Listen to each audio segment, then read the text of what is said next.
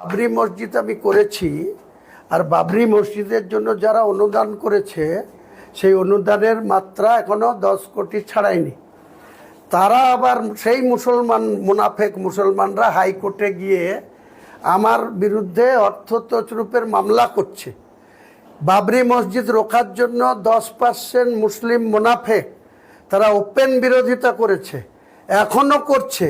আমি সেই সমস্ত মুনাফেকদের জন্য এটা বলেছি যে ক্ষমতা থাকলে, এবং এখানে আপনাদের ওপেন বলছি, এখনও কিছু ইউটিউবার, কিছু ব্যক্তিগতভাবে বেলডাঙ্গার আশপাশের কিছু ছেলে যেভাবে আমাদের নামে কুৎসা করছে, যেভাবে আমাদের নামে বাবরি মসজিদ বলছে, আমি আর যা হবে হবে। আমার লাইফে আমি অনেক কিছু রিস্ক নিয়েছি, করেছি, কেস খেয়েছি, জেল খেটেছি। আমি এসব ভয় পাই না, আমি উপরওয়ালাকে ভয় পাই। যারা এসব করবে, একজন ইউটিউবারকে ধরে লেছে এখানে ফাড়বো, আর 2-1 যারা এসব বলছে যে বাবরি মসজিদ দিলে রাজনীতি করছে, তাদেরকেও ফাড়বো।